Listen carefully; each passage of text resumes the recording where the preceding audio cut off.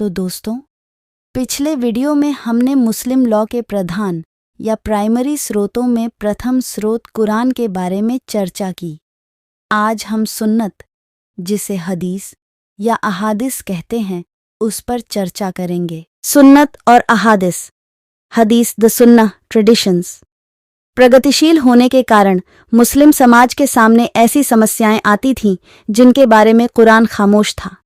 अपने जीवन काल में पैगंबर मोहम्मद अपने विनिश्चय देते थे, कुछ कार्य वे स्वयं करते थे और इस्लाम द्वारा अनुमत कुछ कामों को मौन स्वीकृति द्वारा होने देते थे। परिणामतः पैगंबर मोहम्मद के द्वारा जो कुछ कहा गया या जो कुछ किया गया या जिसका मौन समर्थन किया गया, वह समय और प्रामाणिकता की दृष्टि से कुरान के बाद मुस्लिम विधि का एक प्रधान स्रोत बन गया और सुन्नत कहलाया।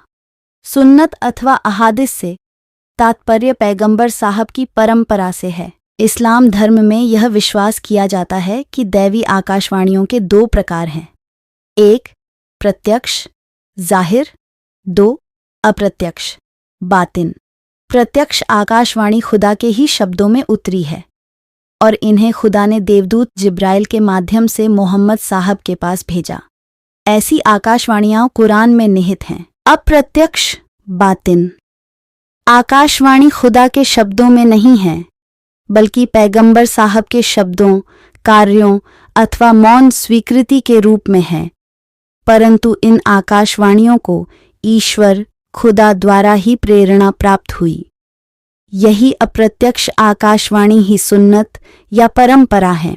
इस प्रकार कुरान खुदा के ही शब्दों में है, जबकि परंपराएं मोहम्मद साहब के वचनों, कार्यों या मौन स्वीकृति को कहा जाता है, परंतु परंपराएं मोहम्मद साहब के जीवन काल में लेखबंद नहीं की गई। वे प्राधिकृत लोगों की स्मृति में पुष्ट दर पुष्ट रक्षित चली आईं। यही कारण है कि हदीस की स्वीकृति से पहले इनकी सूक्ष्म जांच आवश्यक है। इस प्रकार हदीस को, जिसकी एक व्यक्ति के द्वारा पुष्टि की जाती है, उसे खबर अल-वाहिद कहते हैं, जो कि एक कमजोर हदीस है। जब हदीस बहुत सी घोषणाओं के द्वारा प्रमाणित होती है तो वह मजबूत हदीस कहलाती है।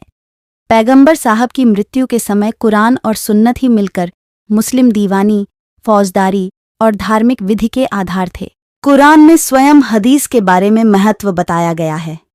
कुरान कहता है, जो कुछ पैगंबर मोहम्मद देते हैं उसे स्वीकार करो और जिसे यह मना करते हैं उससे तुम दूर रहो।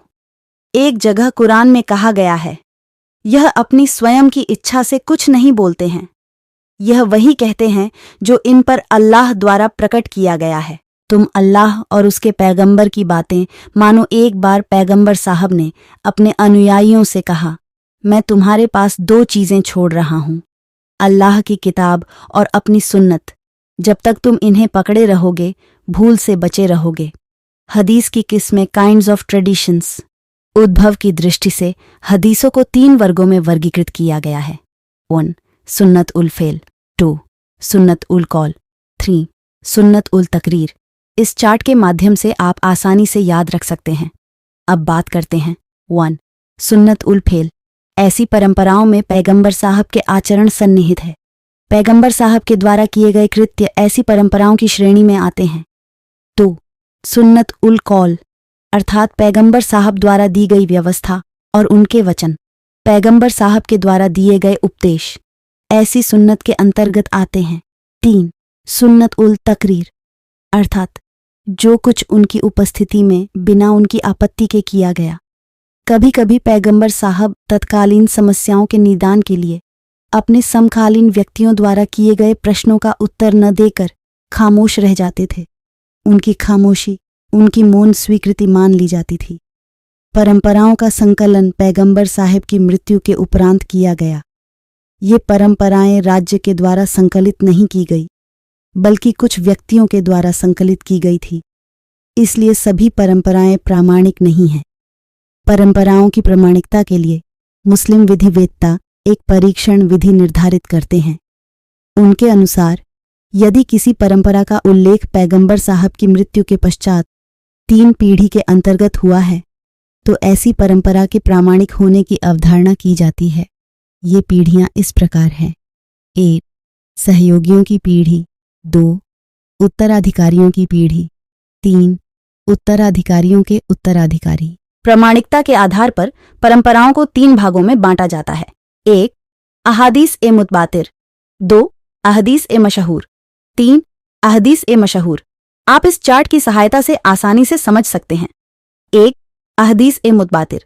ऐसी परंपराएं जिनका उल्लेख उपर्युक्त 3 पीढ़ी के असंख्य लोगों ने अनवरत रूप से किया है। समस्त मुस्लिम समाज ऐसी परंपराओं को प्रामाणिक मानता। 2. अहदीस ए मशहूर। ऐसी परंपराएं जिनका उल्लेख प्रथम पीढ़ी के कुछ सीमित लोगों ने किया हो, परंतु बाद की दोनों पीढ़ियों के असंख्य लोगों ने जिनका उल्लेख किया हो वे इस कोटि में आती है। 3. अहदीस ए अहद। एक परंपराएं जिनका उल्लेख 3 पीढ़ियों तक लगातार न हुआ हो और जिनका उल्लेख कुछ सीमित व्यक्तियों ने किया हो। मुस्लिम विधिवेत्ताओं ने परंपराओं के उल्लेखकर्ता की अहर्ताएं इस प्रकार विहित की है। 1. वह मुसलमान हो। 2. स्वस्थ चित्त वयस्क हो। 3. स्मरण रखने की शक्ति रखता हो। 4. वह सच्चरित्र व्यक्ति हो। हदीसों का संकलन। हजरत मोहम्मद साहब की मृत्यु के 100 साल बाद शुरू हुआ। प्रमुख हदीसकार सहाबी अबू दाऊद, दारिमी साहबा, इकराम सहीफा, सादिक सहीफा, अली सहीफा, अबू बकर Jabir सामूर Bukhari, Abu Dawood Hakim, Abu Hurairah, Anas bin Malik. Thanks for watching video.